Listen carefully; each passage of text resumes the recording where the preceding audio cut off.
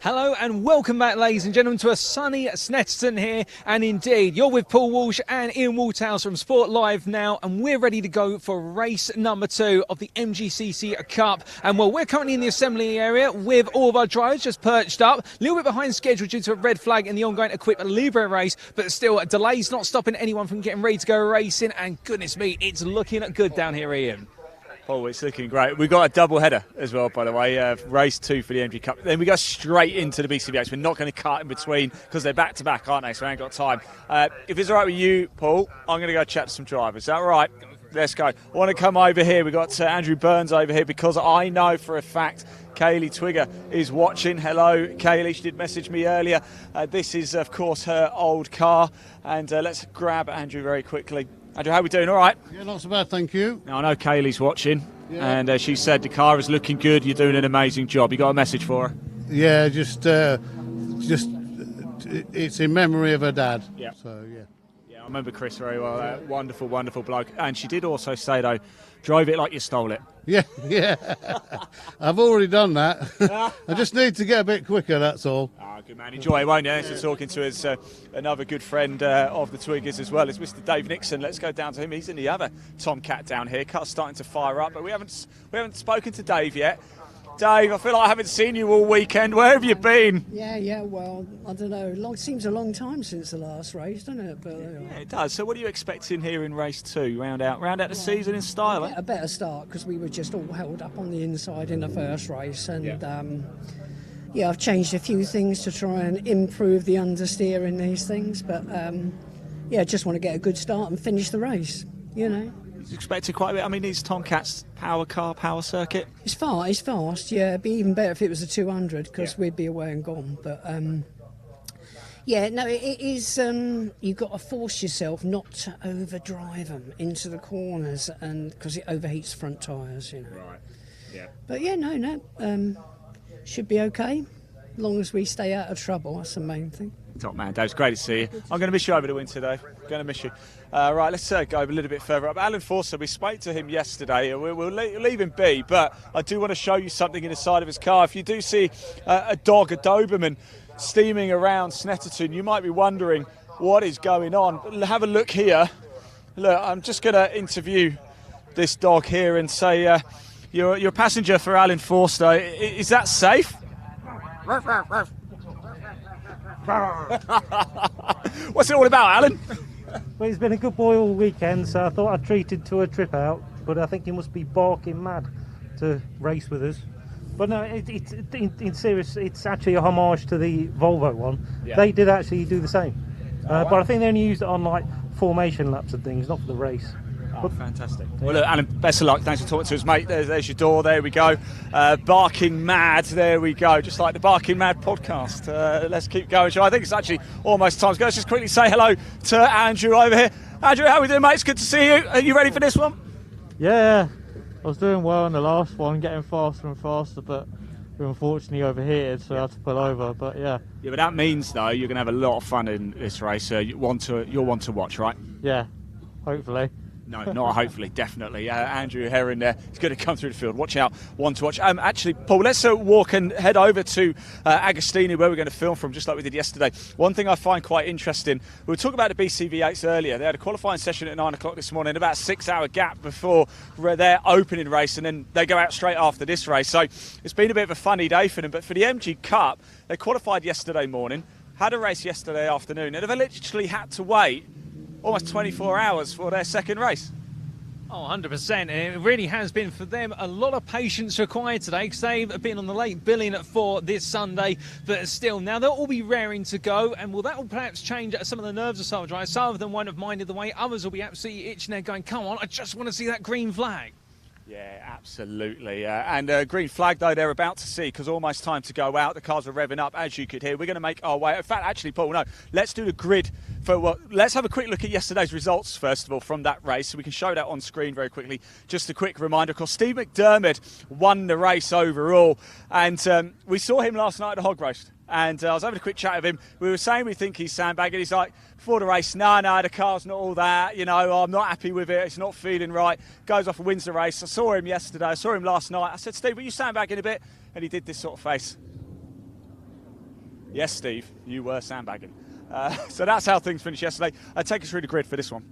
Alrighty, will do. We'll just give us a brief moment there and we'll get the grid all up and ready. And let's take you through it now. So on pole is going to be Steve McDermott for this final race at Snetterton for the Cup Series. We'll then have alongside him on the front row what will be there, Jake Fraser-Burns in the number 17. On row number 2, starting P3, it's Stuart Tranter, who's joined by Simon Lowry at P4. And then on row number 3, it'll be Lance Ellington. Keep your eyes out for him. A very great performance yesterday. And he'll be joined by Ian Bolton in the 74.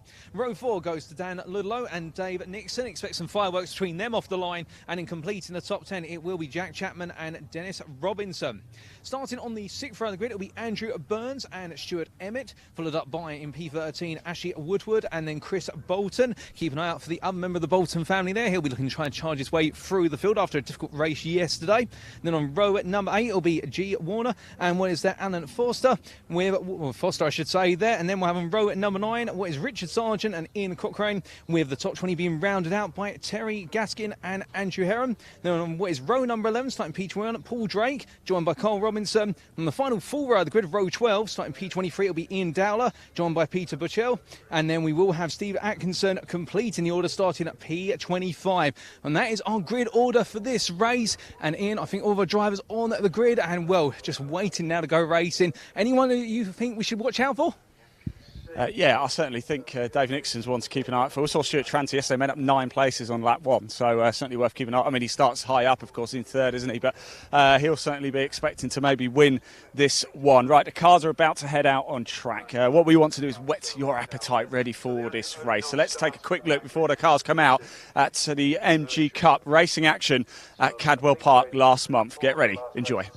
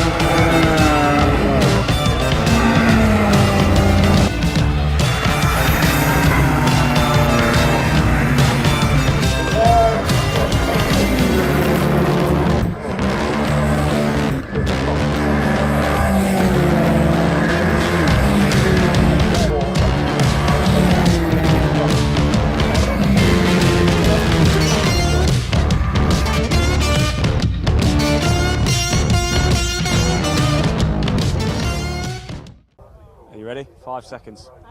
Yeah. Yeah, welcome back, everybody. That was a look at the MG Cup at Cadwell Park. Because I come and grab me old mate Tate, haven't I? A bit of a family affair, the MG Cup. Who are you supporting? Dowler. Yes. Now, Ian Bolton lent him an engine, didn't he? Yes, he did. But is Ian Dowler going to win? Hopefully. He is starting near the back, but maybe he could do a Lewis Hamilton 20th to first. I reckon he can. You know, Stuart Tranter made up 9 places on the grid yesterday, and I reckon your old man Ian Dowler, he's got it, hasn't he? He's got it. Yeah. Sadly, who was it out? Who isn't starting? Was it again? Good question. Actually, let's just bring it back though quickly, because how much work went into the car yesterday? Because I saw you guys, didn't I, in the assembly area and in the paddock in Parc Fermé. A lot of work going on the car, wasn't it? Yeah, I think Mike and Flash, our dad's mechanics, stayed up, and Dad himself stayed up until 10:30 at night doing the work, and still wasn't finished. So luckily Ian Bolton gave us the engine, and luckily got it sorted. you want to be a race driver when you get older? Yes, 100%. Where's family? Where's the old famo? Look, there they are. Look, should we give them a wave? Do you want to shout out anybody? Is there anybody here who's not here who you want to see? I don't know if he's watching, but Matt Simpson, yeah. Matt, I know Matt will be watching. Yeah, Matt's going to be watching. He may have some He's sunning it up in Portugal, though, isn't he? Yes, Matt. Hi, Matt. But yeah, I think that's everyone. Go and enjoy the race, mate. Thanks for joining us. Really, really appreciate it. There we go. I see Ian Dowler's boy Tate there. Great to see him. Always happy, always up for a laugh. He's such a nice kid. Right, Paul, family affair, the MG Cup. It certainly is. One of the stories I was talking about, and we mentioned it in one of the broadcasts earlier today, is Ian Dowler and Ian Bolton, of course, friendly rivals. They are mates, but a rival nonetheless. Ian Dowler's engine went bang yesterday, and that was it. That was his weekend done until Ian Bolton let him an engine. Oh, indeed. Nothing says family quite like that moment, indeed, for the MGCC MG Cup, in the fact that our drivers coming together there to enable one competitor to carry on racing. They may be fierce rivals on the tarmac, but off of it, they're good friends and all there to support one another. And that's the thing with these series. And the fact, club racing level is that the emotions run as raw at the highest level on an international stage. And, well, these series go from venue to venue in the United Kingdom, and everyone getting behind one another in terms of making sure the racing can carry on at the best its optimum. And, well, Ian, I think we've got a guest with us. Oh, I've managed to find Pete Virtual. Peter, things didn't go your way yesterday, did they? No. No, the car's on the truck and it live another day. So, c'est la vie. But you're here now to come up and watch it. And, who you got your eye on in this one? To be fair, I reckon the two Tomcats are going to have a good try. What about Ian Dowler? Well, he will definitely make up more than 5 places from where he is. So, it's all to play for. The championship's really close. Yeah. And just, yesterday it was just special seeing Ian Bolton lending an engine to Ian Dowler. And that's what it's about. It's club motorsport, isn't it? Not just that, a big thank you to you, actually, and we must say to the Midget Sprites as well, because you provided a hog roast yesterday, and that was nice. We came along and it was just a lovely atmosphere, wasn't it? Yeah, and that's what it should be about. It's getting a load of like-minded people that like cars, that like going fast occasionally, or not this weekend, but yeah, just to enjoy motorsport. That's what club motorsport should be about, and it should be about having entertainment in the paddock. So yeah. Peter, go enjoy it. Relax. Cheers. Good to see you, mate. Right, Paul, almost time to get underway.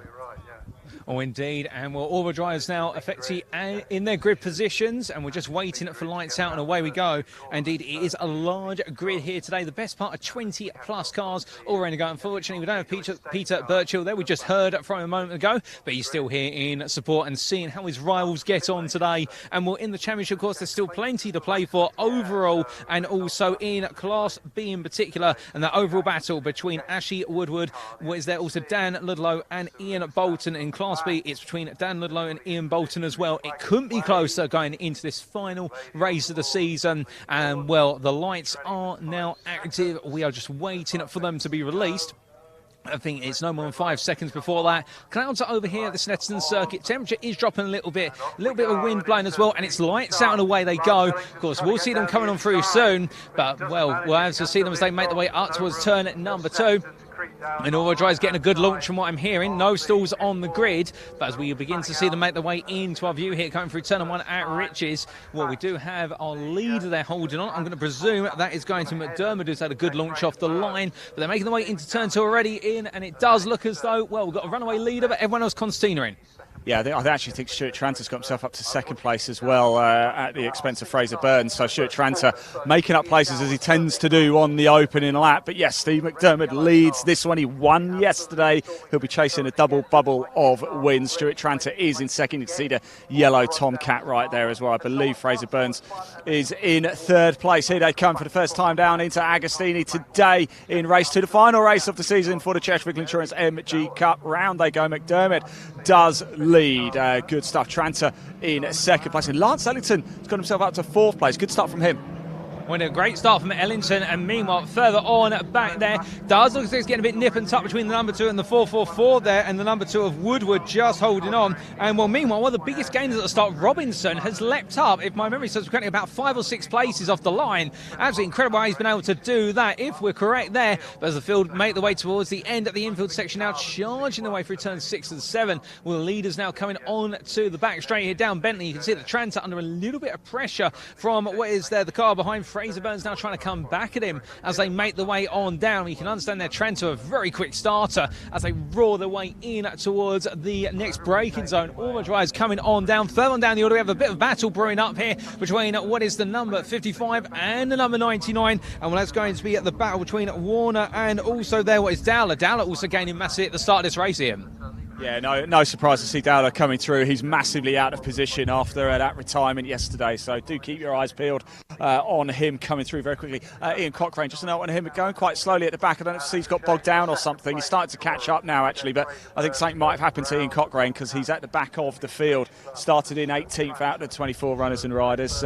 Bit of smoke up there as well around Coram. Look, I'm not quite seeing what's happened over there. I wonder if it's just a bit of dust or something's been kicked up. In fact, it's just a chalk, isn't it? I think the race beforehand there was a bit of oil spillage, so it's just the chalk that's been kicked up there, the sand and dust to dry it up as they make their way round. Lap 1 coming to a close, and Steve McDermott leads from Fraser Burns in second place. Lance Ellington makes up 2 places on that opening lap into third. Lowry stays in fourth. Nixon's made up 3 places as well up to fifth. Chapman's made up 3 places into sixth. Robinson's made up 3 places into seventh. Ian Bolton's lost a couple of places, drops to 8th. Burns has made up a couple of places.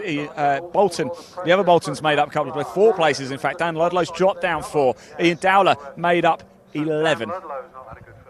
Oh, goodness me. Well, if you said to me it's going to make up 11 places on the open lap, I would have absolutely bit your arm off on that one, Ian, in the fact that it's a phenomenal start and making that progress very quickly. Meanwhile, as they make the way now down towards Agostini for the second time of asking, while leader here, McDermott, just controlling the pace at the front of the field, but making the way down. Battle for P4 brewing up here. This is going to be Tranter. Well, I believe it's not going to be Tranter. In fact, where it is Tranter. Let me get it right the second time of trying, and he's holding off there the car, the number 63. That's in the form of Lowry, who's on the mission to try and find a way on through. Meanwhile, a little bit further back, Nixon under some pressure there as they come down 2 wide by 2. It's almost like Noah's Ark as they make the one for all, but jostling for position coming on for Agostini. And meanwhile, the Montego there at the back of that quartet of cars trying to get stuck in. We've got a car off on the grass there, yellow flag being waved. That's very unfortunate, Ian. And well, it looks like we might have a first retiree of this race.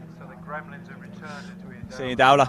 It's Ian Dowler. I don't believe he retired yesterday, retired today. What a shame that is. He's only completed one and a half laps, really. Interesting, though, just on the Tomcats, we know they've got a lot of straight line speed, but you can really see how much pressure they come under in the middle section here at Snetterton. The corner section doesn't suit them. We spoke to Dave Nixon. He said, look, if it was the Snetterton 200, which gets rid of this middle bit, they would run away with this. So really, this middle section does level the playing field a little bit between the high-powered Tomcats and the rest of the field. McDermott does lead. Fraser Burns in second. Tranter in third. Of course, Tranter in the invitation class. So McDermott is your overall leader and Class C leader. Chapman in the number 8 is your Class B leader and going very strong here indeed.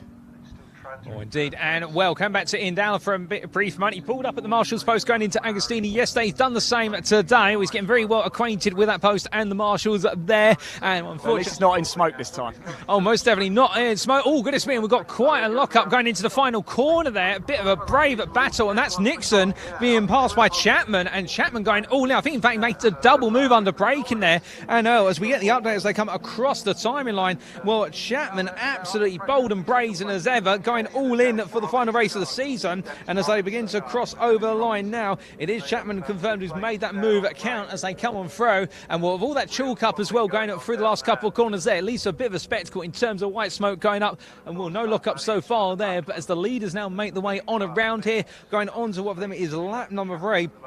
And drivers charging on around in towards the next braking zone. And, well, it's going to be McDermott who's really controlling the race, albeit it does look as though Fraser Burns now starting to close up a little bit here, Ian. We may see a repeat of yesterday, these two battling at the front.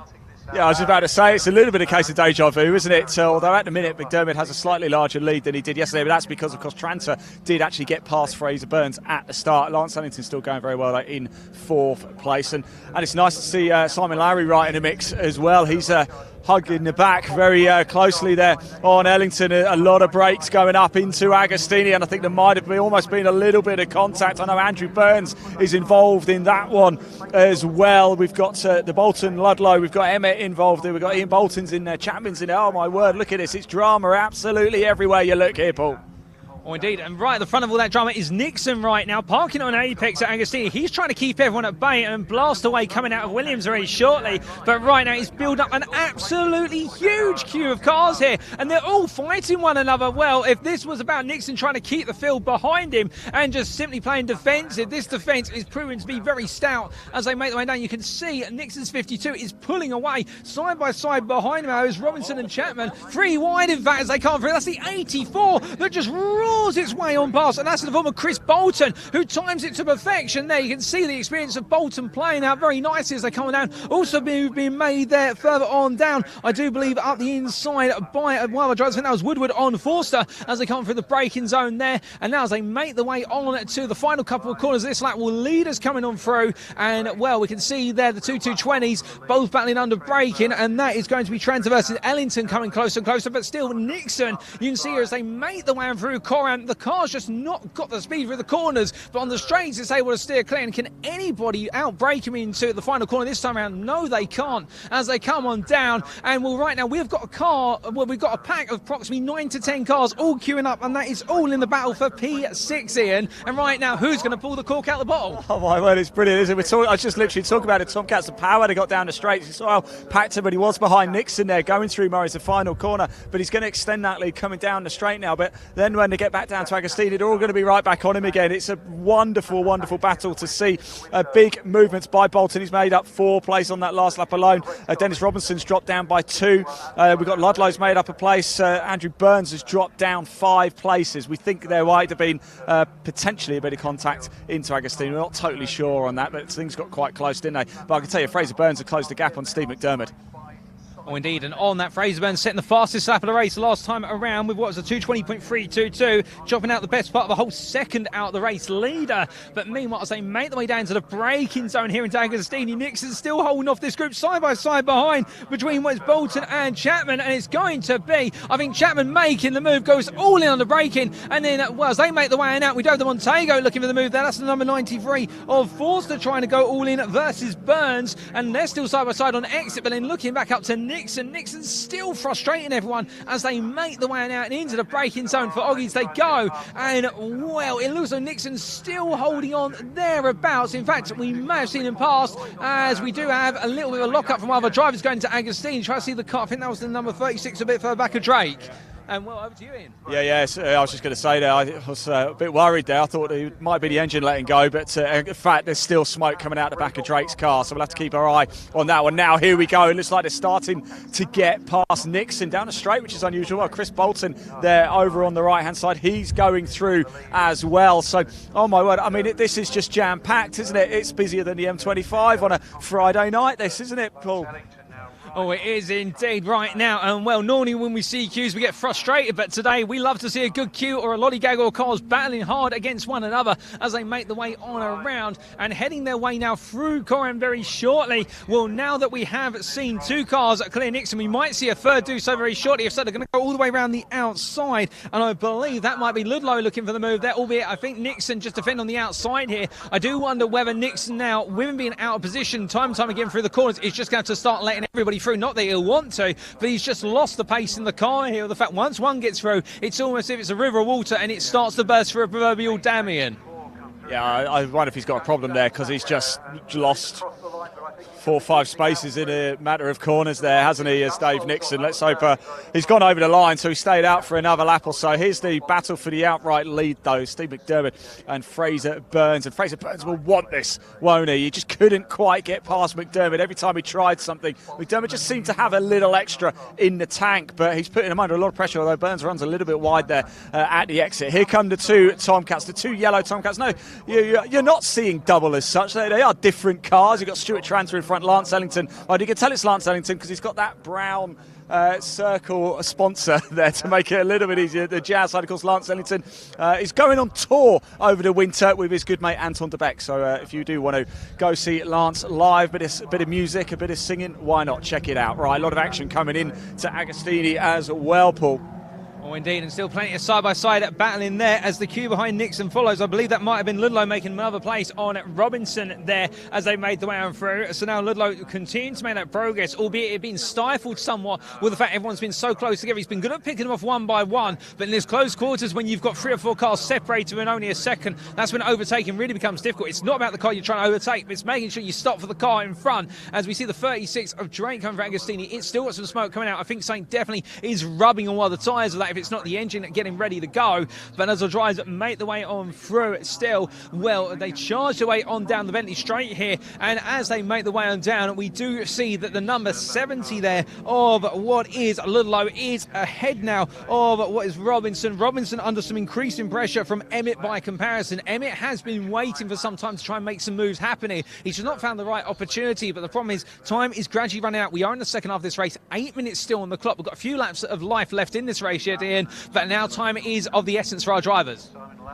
Yeah, I just wondered where the time's gone. All of a sudden, we were talking earlier, actually, sometimes 20 minutes could feel like quite a long time around Snetterton under 300, but I've just looked at the clock for the first time in this race, and yes, less than 8 minutes to go. It's absolutely flown by. We are well over halfway now. Let's try and make a bit of sense of this, shall we? Steve McDermott is your overall leader and class leader. Chapman in the number 8 MGZR 170 is your Class B leader. That's how it looks.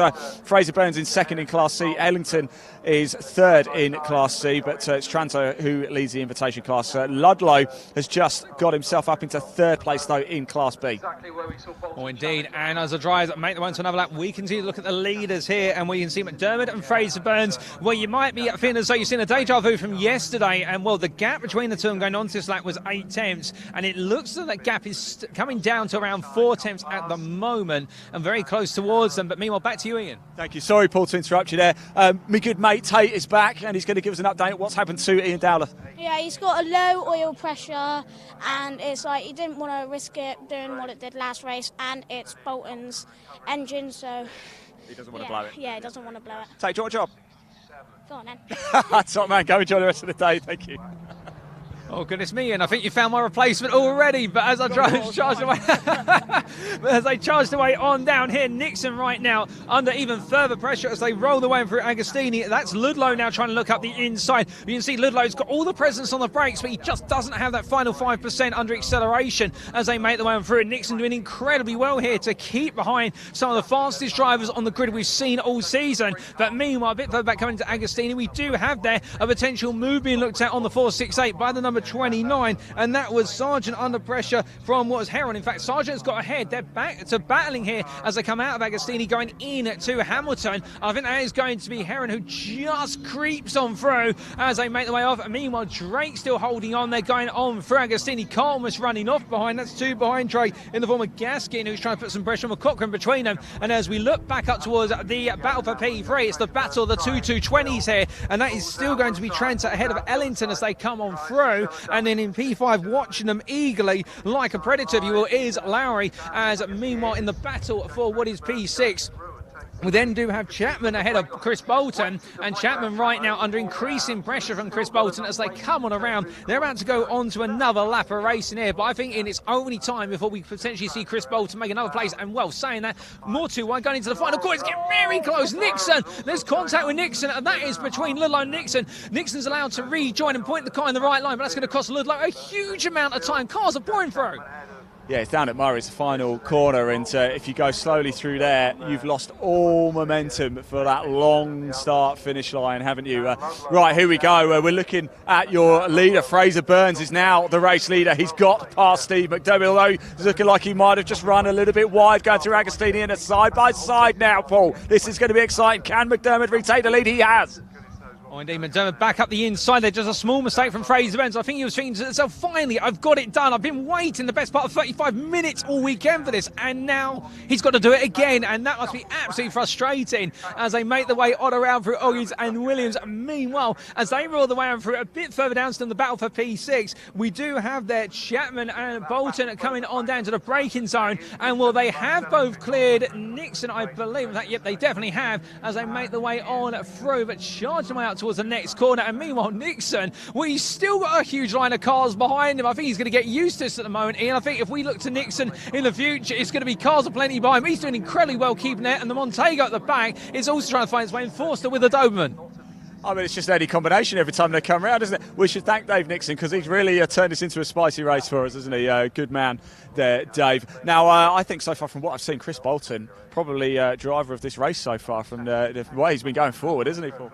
Oh, indeed, I agree with you on that. He just seems to be picking off one by one and driving absolutely smoothly with it, and that is an absolutely potent combination as they make the way on through. Meanwhile, we're looking back to our battle for P3 here, the battle of the 220s, the Tomcats. They come on around, and that is still Tranter ahead of Ellington as they come down towards the braking zone here. And, well, it does seem as though that perhaps Ellington is the faster of the two drivers at this point in the race, but he can't quite find an opportunity to get that move underway. And, well, as our drivers make the way in towards what is Coram very shortly, you'll then have that breather before we do have then Chapman versus Bolton coming on around. In fact, the two Bolton family members here all coming together as they make the way on down into that braking zone. And, well, we believe that is going to be the number 84 ahead of the 74 as they make the way out. And then behind Nixon, at long last, here's the rest of the cars coming through. And Nixon now has very close behind him Emmett. And Emmett is going to have the frustrating duty of trying to find a way past Nixon. Yeah, I think Andrew Burns is there as well in the mix in that in Kaylee Twigger's old Tomcat there. It has been exciting. It has been spicy, this race. Tate's still here with us. He's having a great time, isn't he? McDermott leads this one now, though, as you can see from Fraser Burns. Charles is giving me a bit of an update. What was that, Charles? I was just saying he went wide there on the exit. He's normally, even though he takes a slightly unconventional wide line through Agostini, he went wide even for himself there on the exit, and it could have cost him a bit of a run up to Hamilton's, but he seems to have made it work. Good stuff, thank you. Just a note as well on the two yellow Tomcats we've seen. It's the battle for third place on track, Paul, but actually for Stuart Tranter in the invitation class, there's no points up for him. Lance Ellington, though, is in Class C and in third place in Class C. So you have to argue it doesn't really make any sense for them to fight. No, true. In reality, it might as well let it go. But again, the true racer's instinct takes over, of course, when you're behind the wheel. And whether you're invitation or not, you want to give it everything at the end of the day. And, well, as we look to what is there, the number 52, Nixon holding on. I'm getting flashbacks here to when Nigel Mansell made his guest appearance in invitation driving the BTCC and battle for position, even though he was perhaps instructed not to many years ago. And I think we're seeing that a bit more today. But to be fair, we absolutely love to see it here. And, well, in this final race of the season, only 1.5 minutes to go as our drivers come on around, and well, the time has flown on by, and all good as we look. So the number 14 is having to return, and that is going to be Robinson. Very unfortunate end to the season for Robinson, who was looking strong all along. But meanwhile, as we look back to our drivers coming out of Coram and down into the braking zone here, well, that battle for P3 on circuit right now is coming to a crescendo as they make the way on through. And well, more of our drivers getting ready to head onto that back into lap. Last lap coming up in, and well, it could just be a thrilling finale. Oh, thriller, not half. It's Dennis Robinson, by the way, who's just retired from the race, not Carl. So, unfortunately, Dennis Robinson out of this one. We did very sadly lose Ian Dowler as well, didn't we, earlier on? What a shame that was. What a weekend. It's not quite gone his way. We've got yellow flags, though. I'm not quite sure why down there. I didn't see anybody go off or anything. I don't know if you did, Paul, but we've got waved yellows just under the bridge there. Yep, so there was a car that went off, just trying to understand which one it was. I'm not sure if they've rejoined or whether they've had to park up. It looked to be one of the cars just outside of the top 10, but I'll give you an update when I can. Now, quite impressively, we've still got 23 of the 24 runners. That might be about to change. We're on the final lap now, as you can see, and Steve McDermott was very, very late on the brakes, so he's going to run a little bit wider. I wonder if this might compromise him. That's Fraser Burns. Just one more opportunity in this one. Coming through the back marker of Atkinson here is Stuart Tranter, followed by Lance Ellington. The two yellow, almost identical Tomcats, except for the sponsor logo for Lance. Simon Lover's had a very good race as well. He's been there fifth on track. Just getting on with things, hasn't he? It's almost a little bit lonely, but he's been sticking at the back just in case. just in case. You could just pick anything up. Who knows? Let me just give you a quick overview, shall we? McDermott leads in Class C. So your podiums for Class C is McDermott, Fraser Burns in second, and Ellington in third. For Class B, it is Chapman is your Class B leader. We're just watching the leaders go by. Thank you, Paul. But it doesn't look like Fraser Burns is going to be close enough to have a go just as yet. Then also in Class B, Chris Bolton. Oh, and Nixon and Burns. And now Emmett gets through as well. Getting very close here, Paul. Oh, indeed. And, well, what a late move under braking there, but he's got to do it. It's the final lap. And, well, I think patience running thin there. You can understand entirely why they're eager to make their way past Nixon, who really has been flying the Altman. But meanwhile, as we try and take a look back at the battle at the front of the field, they're very close nose to tail, making their way through Corriman into Murray's. And, well, McDermott right now only about 2 tenths ahead of Fraser Burns, who is throwing everything at this, but as they make their way to the line, it's going to be checkered flag, and it will be McDermott who is going to take that win, as we have a bit of a lock up there for the number 36 going to Agostini. I believe that was Drake making his way up behind as they come through, but we can confirm that McDermott will take the win ahead of Fraser Burns as they come to that timing line, and then very shortly it will be trans to the invitation machine that finishes third overall, but it will in the end be all for naught, and it will be affecting Ellington, who takes the third place. Oh goodness me, we've got a lot of smoke coming up there. Agostini, not quite sure what's happened there. That's Drake's car once again. Looks as though something's rubbing on the car. And Larry's going to be at P5. It's then going to be shortly, I believe, what will be the number 84 of Bolton that takes P6 overall. That was going to be ahead of Chapman as they make the way on through. And then very shortly after that, it will be the other car of the Bolton family, the number 74 that will cross line. Then it will be Nixon. Despite everything he threw at this, he will be taking P9 in the end, not P5 overall. But meanwhile, oh goodness me, we've had a major incident coming out of Williams. So we'll stop running through the order for a brief moment. Which car was that was off? Well, we're trying to understand right now as they rejoin. It's definitely not the number 61 or the number 67, and as they make the way on through, I believe it's going to be the car of Drake there, a car that was wounded earlier on by looks of things, and well, it's finally come unstuck there. But meanwhile, as our drivers come on through to carry on through that order, it was Nixon P10 in the end behind Burns, then Emmett P11, Ludlow P12, then it would be Woodward P13 ahead of Forster P14, Robinson P15, and well, shortly it will be a Sargent who comes on through to take P16 ahead of what will be Heron at the rate they're travelling at the moment, as we're to understand it, and then it will be in P18 Cochrane, who will be coming on through in the number 61. And then after that, it will be Drake, who's just gradually making his way around right now, but definitely the car. Oh, goodness me. And Drake has had a spin going into the final corner, and that is going to release on for, I think, Gaskin to take a very late position. So Gaskin will be, in fact, the one coming through P19, and then it will be Gaskin at P20, and having already finished the race, P21, it will be Atkinson. So what was 24 drivers expected to be on the grid, but in the end, 21 finishers in, and what a race.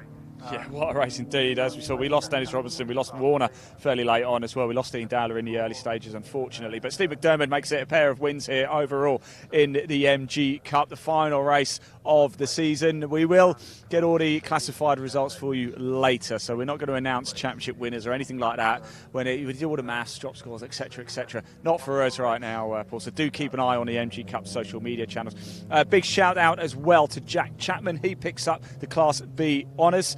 We've got Ian Bolton, who finishes second place in Class B, and I think it's Dale Emmett who's finished third in Class B as well, so a nice little trophy for him to go home. But McDermott wins from Fraser Burns, Tranter in third, Ellington in fourth. Let's pop TSL on screen actually so you can see for yourself how things have finished, and we've seen a pair of thrillers with the MG Cup, Paul.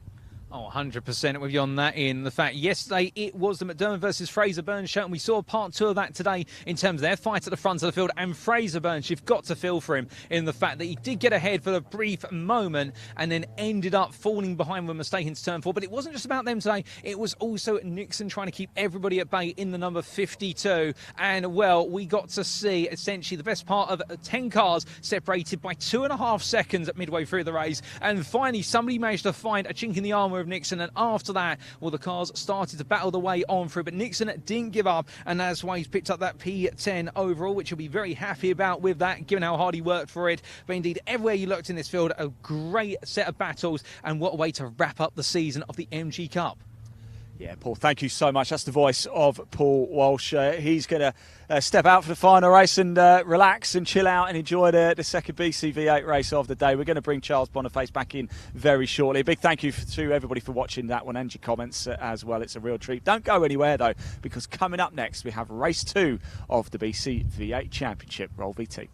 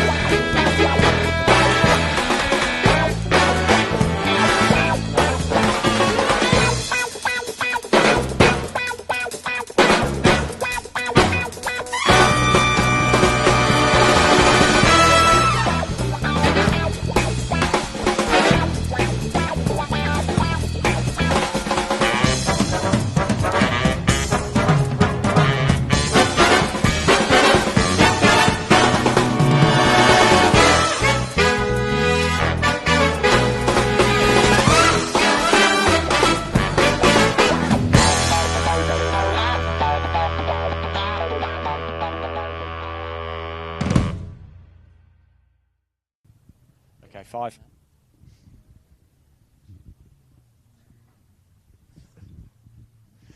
Welcome back, everybody. Yeah, that was a quick look at the BCV8 Championship, what you can expect. Now, we had the race a little bit, it's only about an hour or so ago, actually, wasn't it? It's a quick turnover here. Let's just remind ourselves of what happened in race 1 for the BCV8 Championship. Russell McCarthy started on pole, had a bad start, though, dropped down to 3rd, but guess what? He managed to come back, didn't he, and take the win. So Russell McCarthy took the win from Neil Fowler. James Wheeler started bright, actually got into the lead, didn't he, but did start to drop back a little bit. Just wonder if the car might have had an issue as the race went on. Andrew Young took home the Class C honours, finished 4th on track. Ken Deemer was 5th. Then it was Ollie Wardle, Johnny Wheeler. I think we can actually show you. I think we'll probably put this on screen. Then Babak Farzian, Simon Cripps, Steve Wells, Benjamin Tovey, Chris Greenwood, Sean Holmes, David Strike, James Walpole, Paul Linfield. That's how it finished. How it's going to line up, though, now for race 2 is going to be McCarthy's on pole. Wheeler is 2nd. Fowler will line up 3rd. Young is going to line up 4th. Then Wardle is 5th. Steve Wells is 6th. Ken Deemer is 7th. Babak Farzian is in 8th place. Johnny Wheeler is 9th. Ben Tovey is 10th. Paul Eales is 11th. Simon Cripps is 12th. Sean Holmes in the invitation class is 13th. Chris Greenwood is 14th. David Strike is 15th in the AB. Took up the AB class win a little bit earlier today. James Walpole is in 16th. Mark Scott 17th, although he didn't start the last race. I'm not so sure if we're going to see Mark Scott there. Neil Corton was 18th and Paul Linfield in 19th place. Right, let's take that image down. We're going to get ready for, let's just have a quick look. The one thing we haven't done, we've been threatening to do it all weekend, but we haven't had a chance to do it. So we can't get over to assembly, unfortunately. We've just been doing the MG Cup race as you've been watching, so there's not enough time to get over and come back again. So we thought we'd stay here. But Charles Boniface, you've raced here, Formula V, numerous championships you've raced here at Snetterton on the 300, and you're going to take us through a lap of Snetterton. We can show a little image, actually, the outline image of Snetterton. Talk us through it. Yeah, sure. So I'll be mentioned. Yes, yeah, exactly. Yeah, you can fully see the screen. So take gears with a pinch of salt. It will obviously vary between the type of car you're in, the type of gearbox you're in. If you're in a GT car, obviously the second gear will take you to 70, 80 mile an hour. If you're in a road car, second gear will take you to about 40 if you're lucky. So yeah, so take gears with a little bit of a pinch of salt. But you obviously start down the centre straight. Absolutely flat out. Like I say, gears, you can be anywhere from banging on the top end of 4th all the way to in 5th. Depending on the car you're in, you probably will need to brake for turn 1 at Ritchie's. Now, if you're in a very underpowered car, and I know because I've done this, you can actually take it flat. Or just with a slight lift just to help get the nose in. But normally it's a touch of brakes in.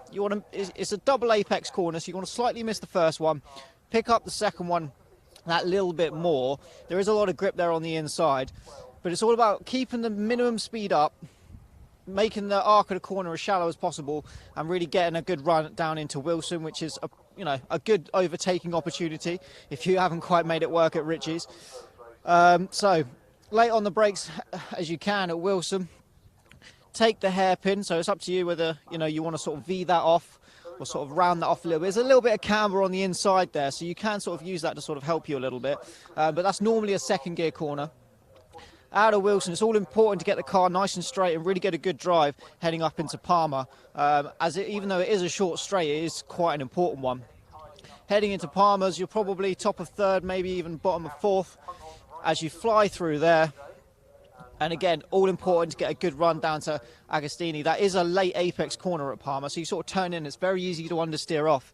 There's a lot of corners here where understeer is quite prominent if the car's not quite set up or you're not quite driving it right. So down into Agostini, brilliant overtaking opportunity, whether it's on the way in or on the way out. So you sort of want to V off the corner a little bit here. Again, there are sort of two schools of thought when it comes to hairpins, and depending on the car you're in, whether you want to round that a little bit more or whether you sort of want to V the corner off.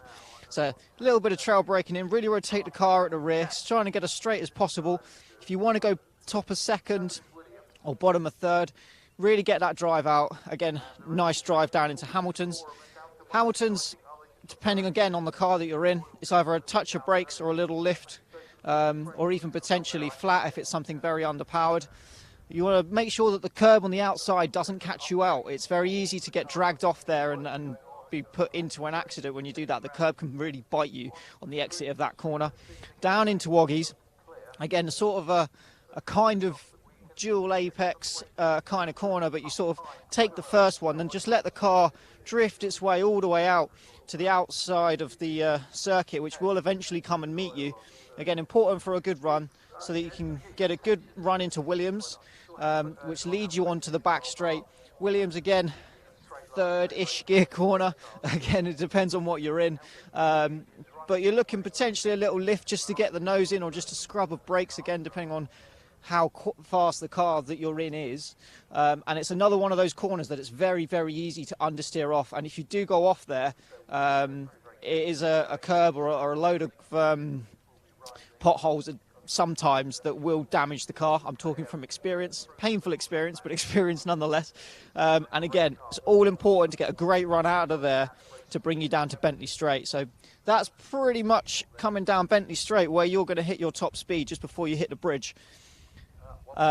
Fifth gear, top of fourth, depending again on what you're in, but normally sort of fifth gear if it's quick enough, or you might just sort of bounce it off the limiter.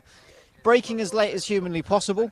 I know the latest that I've braked is just under, if not just past the bridge. But again, I wasn't in anything particularly quick at that particular day. Normally it's sort of around the one board. And the tricky thing with turning into Brundle is the fact that you're braking hard and you're unloading the inside. So the rear's gone light, all the weight's on the nose, you're braking as you're trying to get it round and in, and you sort of want to take the grass on the inside of Brundle to really open up, coming back right to get a really good drive out of Nelson, because you're pretty much going to be flat out through the whole Brundle-Nelson section, third gear, out of Nelson, flat out, and flat through Bomb Hole normally. Again, it does depend on the car you're in, so don't take it all as gospel. I find that a little short shift into fourth in sort of a road car kind of box through Bomb Hole really helps settle the car and get a good drive, because there's a lot of camber there that you use to, again, get a good drive down all the way down into Coram. So Coram's a wonderful little corner.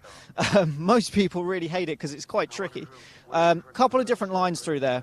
You can either sort of hug the inside, so turn in sort of mid sort of standard turn in and hug the inside all the way around, or you can sort of V it off where you sort of turn in, take it as sort of two corners, and that'll really help square off the braking zone as you come into Murray's.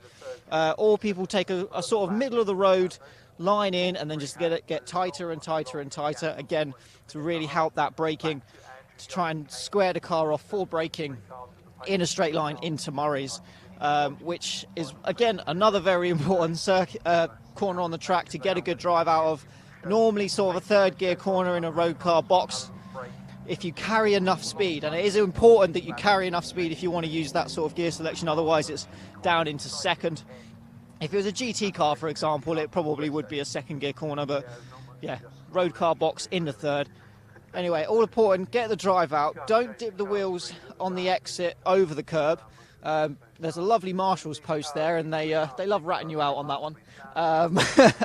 And it's very annoying when you've had a really good lap up to that point and then you lose that lap time in qualifying or something for that.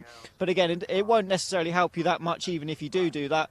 And then it's all about getting the drive close to the pit wall, as you like, all the way down to cross the start-finish line along that centre straight. And that is, I would say, a brief lap of Snetterton, but it's not really, is it? But that is a lap of Snetterton from a driver's perspective. No, great stuff there, Charles. Thank you very much. Now you can see the cars are just on the green flag lap now, heading around. We are about to go racing, and it's quite an emotional race as well. It's the last ever one under the MG Car Club ever. Very final, that. What a shame it is, but BCV8s, don't forget, don't worry, the BCV8s will be back in 2024, as will the MG Cup, the MG Trophy and the Cockshoot Cup as well. Just a quick reminder of your grid order for this one. It is Russell McCarthy, race 1 winner, he's on pole. James Wheeler is in second, Neil Fowler third, then it's Andrew Young in fourth, class winner earlier today as well. Ollie Wardle in fifth, Steve Wells in sixth, Ken Deemer is seventh, Babak Farzian in eighth, also a class winner. Johnny Wheeler lines up in ninth, Ben Tovey is 10th, Paul Eales is 11th, though I did hear something on the tannoy.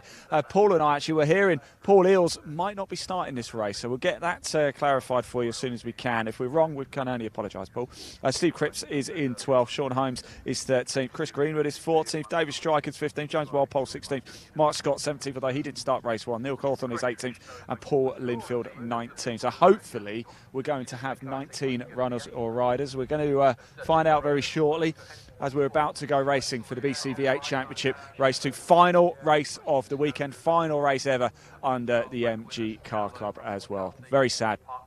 Yeah, very sad, but we're happy to be here with them and supporting them on their last event. I know they've been wonderful to us over the years, and I know that if you're in the local area, they have tons of biscuits that they're trying to get rid of. So if you happen to like a biscuit, any variety, I'm pretty sure they've probably got covered. They are looking to offload them as they've got nowhere to take them. So if you're in the local area, pop in, ask for a biscuit. Yeah, actually, good question. Favourite biscuit, everyone? Tell us, comment below. If you say anything other than a bourbon biscuit, you're wrong. You know, there's no right or wrong answers, but bourbon is the right answer. So we are about to go racing here. I think they've just done the tracks. We are go already straight into it. I can hear on the tunnel, you can hear the BCV8s roaring off as they head up to turn 1. Who's it going to be this time? Russell McCarthy, remember, in race 1, got a poor start. He dropped down to third. It's going to be interesting to see. Can he get a better start this time and hold on to the lead? I think it's James Wheeler who's retaking it again, just like in race 1. It's a case of deja vu. I think McCarthy's got a lot of pressure from Fowler as well. So James Wheeler looks like he's the leader. McCarthy's in second, Fowler in third. Yeah, Wheeler seems to be absolutely fantastic off the start. I mean, it's something that we've seen all weekend from him. And yeah, absolutely fantastic. I'm sure these top three will start to pull away, and we're looking forward to a really great battle as we are all the way down the field. It's a brilliant first race, and I'm just going to hand back over to Ian. Yeah, thanks, Charles. You are going to see the top three cars go. In fact, Russell McCarthy has dropped down again to third place, hasn't he? Quite. I just wonder if it's a characteristic of the car, quite a slow start, but the lead three are the Class D cars, so expect them to run away and expect them to catch up, and there will be some overtaking in this one, but there'll be some lapping as well. So it got very spicy in race 1. We're going to see quite a bit of it going on in race 2, and a lot of action already on the opening stint here, Charles. Yeah, tons of action already on the opening stint, and everyone seems to have got away cleanly, which is always lovely to see. You can see the top two already starting to break away from that main group. You've got Wheeler and then Fowler behind. I'm sure McCarthy's probably set that car up to come to him as the race continues, but he is actually looking really slow. No, McCarthy's going slow. He's got people going past him. I sadly think that he has a problem. We will see if he retires at the end of this lap, but that is a real shame for him. After such a stellar performance in race 1, to come back through the two other top 3 D cars and take victory, it's such a shame that he's going to have to end this race early. Yeah, it's done, isn't it, for him? He's still going very slow. He's heading up to the corner curve, but that is it, unfortunately. So it's a two-way fight now for the Class D honours as they go over the line. It'll be great, interesting to see who's where, who's doing what, who's made gains on the opening lap. A lot of excitement indeed. Oh, I just heard a tyre squeal. There is a collision. I'm hearing it on the Tannoy, the circuit Tannoy. There has been. I just wonder, did he say Johnny Wheeler? I'm not too sure. We're going to find out. I think Johnny Wheeler's involved in that one. There was contact down through Murray's the final corner. Coming over the line now is James Wheeler, who leads from Neil Fowler. Andrew Young is in third place. But first again in Class C. Looking to pick up a pair of Class C wins here this afternoon. Wardle is in fourth. Wells is fifth. Deemer is in sixth. And Johnny Wheeler, who we know has just had a bit of contact, but it doesn't really seem to hamper him too much because he still made up 2 places on the opening lap, and he's up to 7th place. Tovey is in the 8th. Babak Farzian has dropped down a space in tonight, but don't worry, Babak, you're still Class B leader. Cripps is in 10th. McCarthy, as we know, is tumbling down the order, but did go over the start-finish line. So I wonder if sometimes, I've heard this before with these cars, they have a bit of a gremlin, but they can almost sort themselves out and get going again. Now, this is a mirror image, actually, almost of what happened in race 1. James Wheeler ran away in the early stages, but then Russell McCarthy and Neil Fowler started to close back as the race progressed, and I think we're going to see something similar throughout the rest of this one. Now, this is really good as well. We've got Wardle, Wells down there, and Young. That's the battle for Class C. That could be where it's going on here. There is McCarthy. I just wonder, is he starting to get off speed, or has he just lost another position? I think he's just lost another position, hasn't he, to Wells? He's dropping down and dropping down and dropping down, and Russell McCarthy's, I think he's just trying to manage it. I think he's going to see if something just clicks in. They're very temperamental, these cars. We've said it before. Retirement is an issue for these cars. Getting to the finish, reliability is not wonderful. But if Russell McCarthy can kick that car in, it'll be quite interesting to see him come back through the field. Yeah, and I'm sure that if he does manage to get that car to kick back into where he wants it, he'll probably come through the field relatively quickly, and he could probably still pick up a podium in D. Yeah, shout out to Young in C. We didn't really speak much about him in the first race. Obviously, he did win that one, but he was sort of in no man's land for the whole race, wasn't he? And yeah. It's good to sort of give him some praise rather than not seeing it. Some brilliant defending going on there into Brundle from, I can't quite tell. Sorry, Ian, you want to say something? No, I was just going to say, yeah, Andy Young, great performance in race 1. Like I said, we didn't give him enough because that's what happens when you just... He had a bit of a lonely race, but first place in Class C. So we must give him a shout out for that one. Cripps going well. He's going toe-to-toe with Babak Farzian for the Class B honours. Just a little bit further back in the Class AB, David Strike looking to make it a pair of wins. He's currently leading that from Linfield and Walpole. No Scott again, by the way. Scott didn't even start the race. And also, you said that Russell McCarthy, if we get that car going, could still get a podium in Class D. There's only 3 cars. He's already got the podium. Maybe that's what he's trying to do then. Maybe he's just trying to get to 75%. Maybe, right. The battle for the lead. They're just coming into shot now. James Wheeler, Neil Fowler. Neil Fowler did do the fastest lap of the race last time. They were 2:11.327. However, it's only 0.2 of a second faster than James Wheeler. But are we now at that crossover point when Neil Fowler starts to eat time away? There's a long way to go in this race. 14.5 minutes left. Gallons of time for moves to be made in this one. Yeah, definitely tons of time left. I don't think Fowler will start to make his move just yet. We know that Wheeler is easily capable of 2-minute 10-second lap times around here, so I think they're still both sort of warming themselves up, but there is plenty to come. Is that a potential move? No, close, very, very close potential move there from Wells. So it's good to hear from him, actually. We didn't mention him much in the first race. He's normally having a scrap out there that we like to see and mention. So fantastic to see him out there and trying to make some moves. But yeah, it's very close up at the front still. Yeah, it's very close. Got waved yellows, actually, at the top of your screen up there. And I think, actually, Wells, we didn't mention him too much. He has just dropped 4 places on that last lap. Now, something that... we've just seen, well, I didn't miss it, I didn't see it happen on track, but Ollie Wardle has got himself up into 3rd place overall, but he's got past Young. Now, what that means is, of course, he takes the lead in Class C, and we've got Ken Deemer and Wells going toe-to-toe. Wells is going to go around the outside if he can on Ken Deemer, but Ken Deemer's late on the anchors and just holds the line there. Great racing by the 2 gentlemen. Oh, I could just hear those BCV8s as they thump down those Class D cars as they go down the start-finish straight. Oh, my word. They sound incredible. If you ever get a chance to see them up close, do check them out. So what have you made of the race so far, everybody, as well? Drop your comments below. We can see them. We can show them on screen as well. It's the final race of the day. It's the final race of the weekend here at Snetterton. It's the final race of the MG Car Club. We've just seen that Johnny Wheeler, car 61, has just received a black and white flag for driving standards. So I don't know whether that would have potentially been his coming together at Murray's on lap 1, or maybe potentially a track limits related incident. But as you see the leaders come through, that gap is quite considerably shorter. I said that Wheeler is more than capable of a 2:10. He's just put one in on the last lap, but Fowler's just put in a 2:09. So his best part, well, yeah, basically a second quicker on that last lap. So it is definitely still all to play for here for the outright win. It's a mirror image, actually, isn't it, of race 1, only without Russell McCarthy, and some news on Russell McCarthy's pulled in the pits. He's out of this one. This is your battle right here. This is a good one as well. This is for Class C, Wardle and Young, and finally Young gets to flex a bit of muscle and go for a fight with somebody. This is what we like to see. Let me just run through the order for you. Wheeler leads, Fowler's in second, Wardle's in third, Young is in fourth, and we're going toe-to-toe. That's Ken Deemer in that one with Cripps as well. So Ken Deemer's absolutely flying at the minute. It's just got past Cripps. Yeah, fantastic racing from these guys, and we did say make sure you come back for race 2, because it'll be just as exciting as race 1, and we have not been disappointed at all, have we, Ian? It's you know, we're not even halfway through yet, and plenty of action going on. Yeah, quite something quite interesting actually. Babak Farzian lost 3 places on that last lap. Quite important, that one too, because that's in Class B. That's handed Cripps the lead in Class B. So a bit of drama through all of the classes. I know we talk about the Class D cars a lot. They are the heavyweight, they are the fast ones, they're the super speedy ones.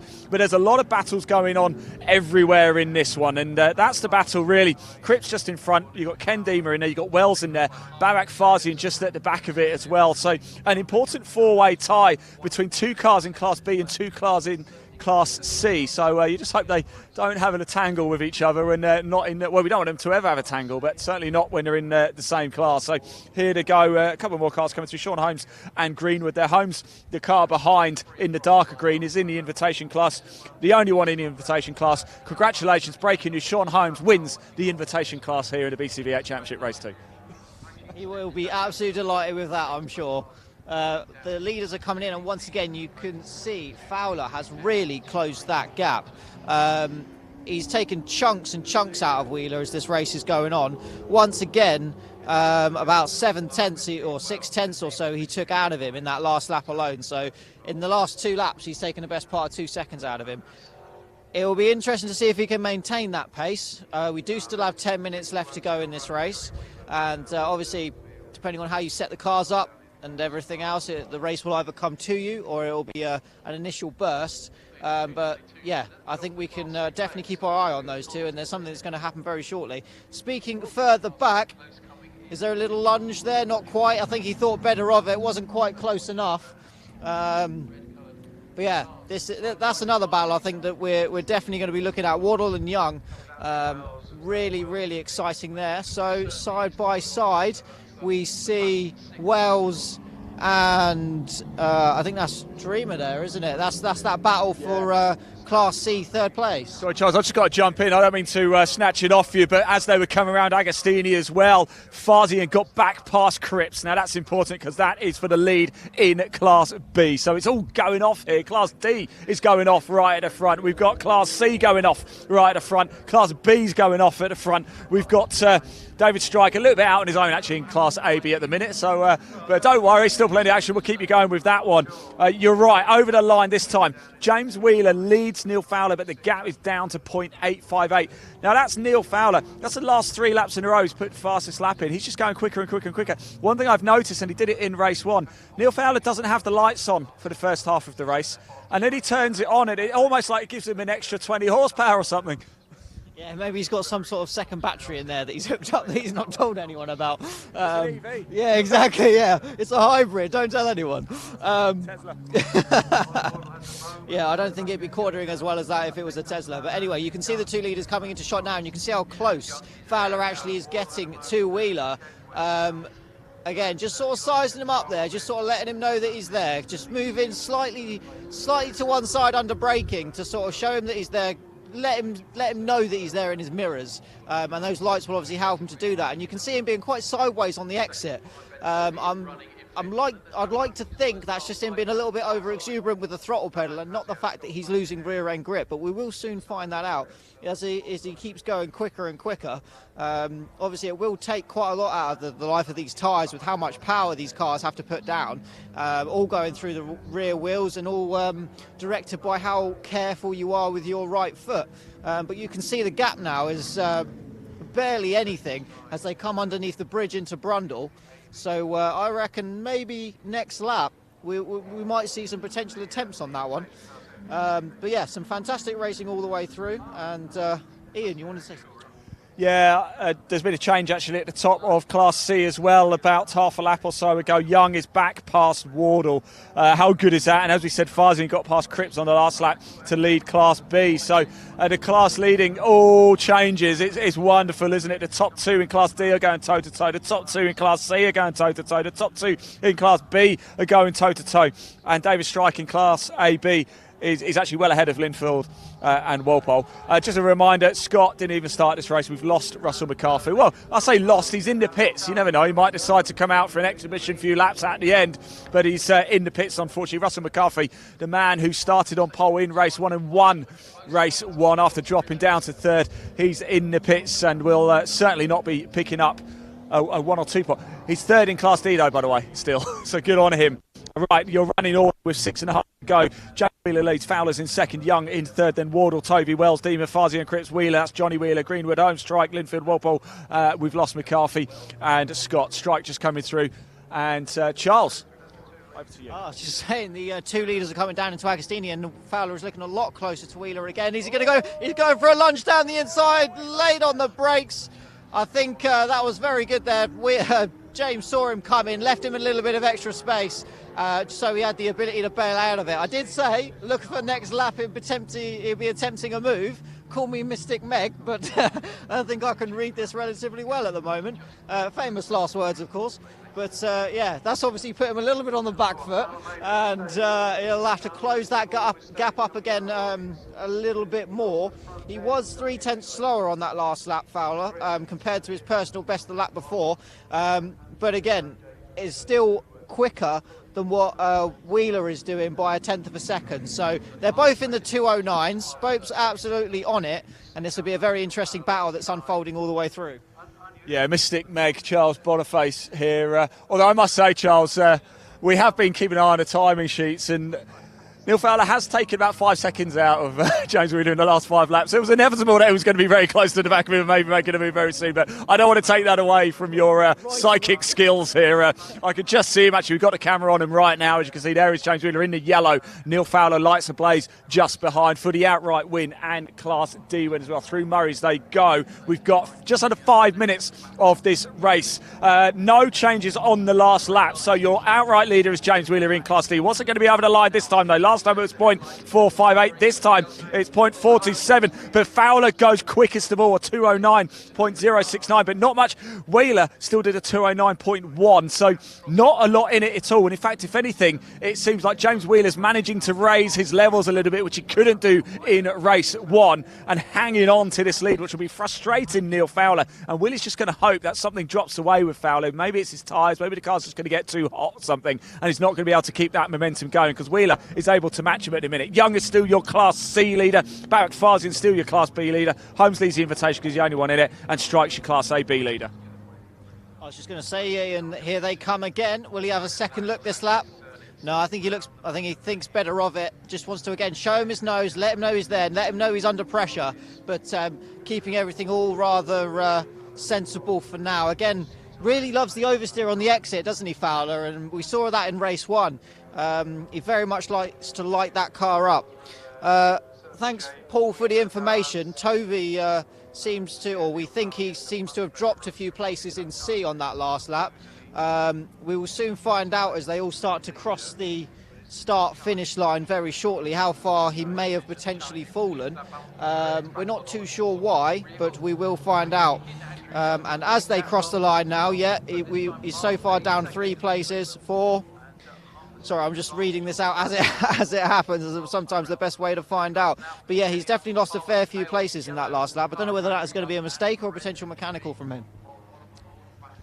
Yeah, we're about to enter the penultimate lap of the race. So I'm starting to think James Wheeler might be able to hang on to this one. Commentator's curse, who knows? Oh, Ben Tovey has tumbled down the order on that last lap. I hope that's not a problem for him. But Ben Tovey dropped down the order in that one. Did you say that, Charles? So I was stood off to the side of the track.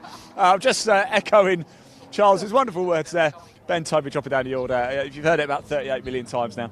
But Wheeler does lead only just. They're just going over the line now. They have started their penultimate. Oh, Fowler's got past. Fowler on the line, got past. Neil Fowler leads. Fowler just pipped him over the line. I wonder if James Wheeler's got a bad run through Murray's. Lost a lot of momentum on the start-finish straight, and Neil Fowler leads.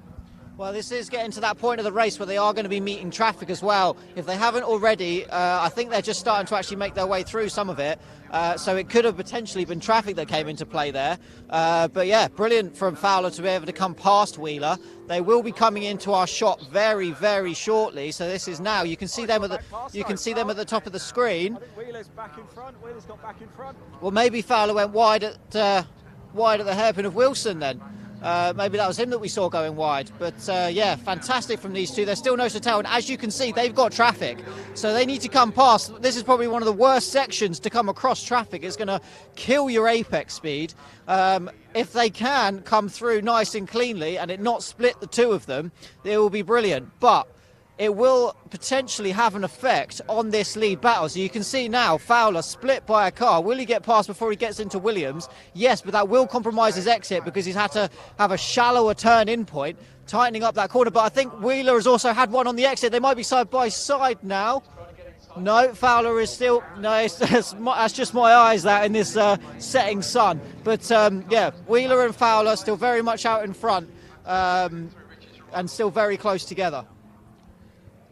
Right, Paul's just given me some wonderful information. It looks like Wardle has got past Young. That's for Class C honours. We're going to see them coming down very shortly into a shot. In fact, I can see them now. They're about to come into your shot as well. I can just see the roofs coming through. This matters. This is important. This is for the Class C honours. We are going to have one more lap after this one. So yes, James Wheeler going through Murray's. He's got a good lead as well. He's going to lead into this one. There they go, right through your screen now. That is Ollie Wardle and Andy Young going toe to toe, and it is Wardle who's got in front of Young, and that is for the Class C win. Babak Farzian still your Class B leader, and David Strike is looking to strike it lucky and pick up another first place in AB. Oh, and Young's got back past. I think Young's got back past Wardle. We're going to see if they come down to Bentley Straight. Oh, my word, this is huge, huge, huge drama. This is excitement. This is motorsport at its very best. And down they come now. It's going to be a drag race down the Bentley Straight. It's Young who's now ahead of Wardle. They keep chopping and changing. It's going to be great handshakes after this one. I tell you something, this is the very best of the BCV8 Championship here. And Young is ahead of Wardle. Yeah, fantastic opportune move there. Straight down the inside of Oggy's, potentially caught him napping. But yeah, absolutely brilliant move there from him to take the wheel. And this is the last lap. You can see the leaders coming through. I don't know whether Fowler's got anything much left in that car to be able to chase Wheeler down.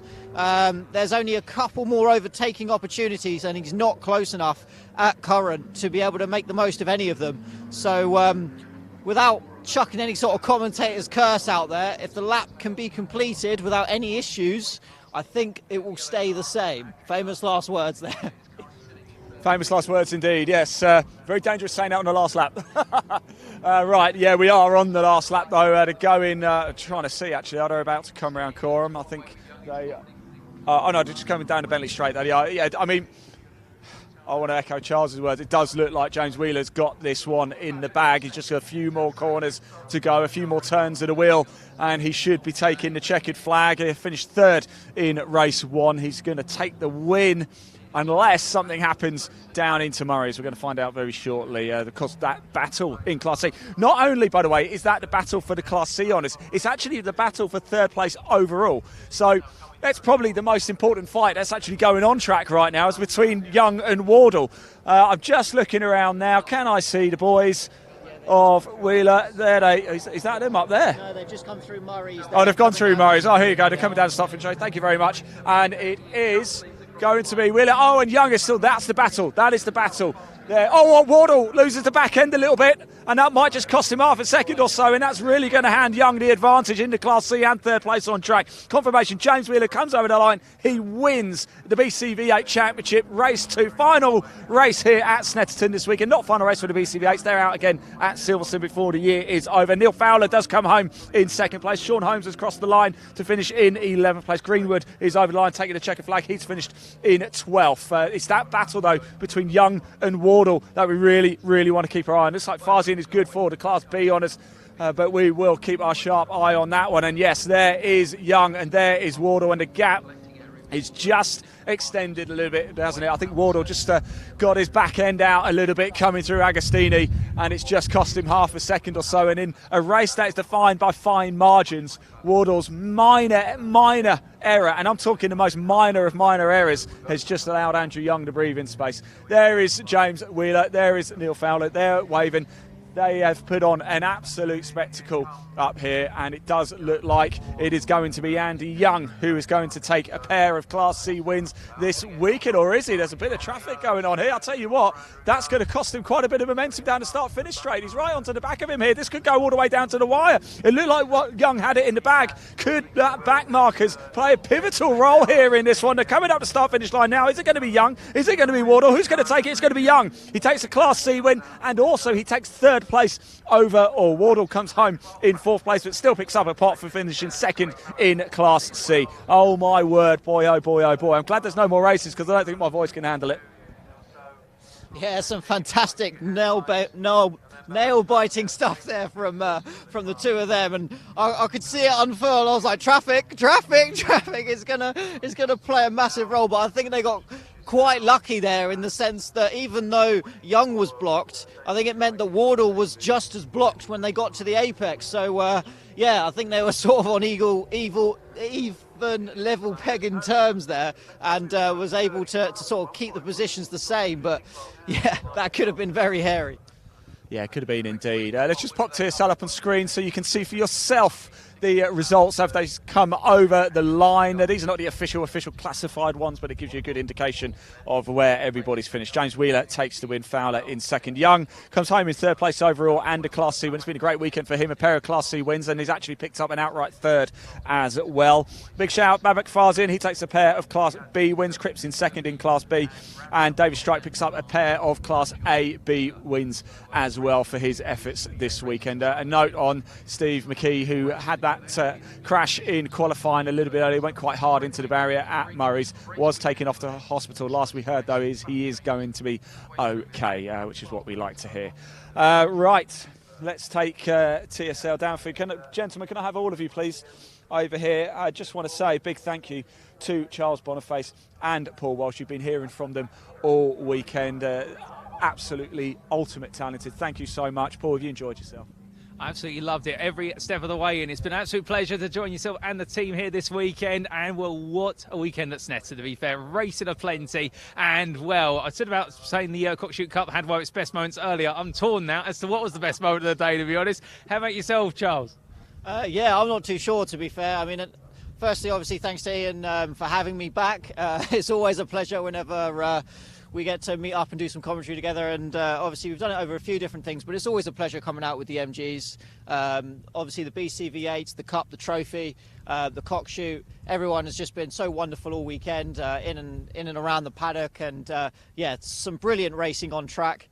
It's just been a brilliant weekend, so thank you very much for having me. Absolutely, well said, Charles. Big shout out to Leon as well, by the way. He's the one who actually does all the hard work. We just get to watch racing and talk about it all day. We've got it pretty easy, haven't we? And Elaine for pushing all the buttons in the background. Thank you very much. Right, that's it from us. And actually, it's quite emotional as well, because for the last few years, we've worked very closely with the MG Car Club, broadcasting a number of championships for them. And that is it, though, for motorsport for the MG Car Club. Huge thank you to everybody involved. The championships will be back next season, though, but they won't be under the MG Car Club banner. But a big thank you to everybody at the MG Car Club. A big thank you to Peter Birchall, Peter McWaters, Paul Goodman, James Wheeler, everybody involved, all the drivers, everybody. You make our job a joy, and for you watching at home as well. That's it from us here at Snetterton. Thanks so much for watching, everybody. Take care. Enjoy the rest of your Sunday. we a skank in the rave. Run with coke, no shanks in the rave. The baseline drops, it's a virgin thing, no shanks in the rave. Front to the back, know what it is when I jump on the track. Front to the back, know what it is when I jump on the London, New York, LA, Paris, Kingston, Harlem, Brooklyn, Atlanta, London, New York, LA, Paris, Kingston, Harlem, Public, oh yes! We're causing to win, so to draw the game.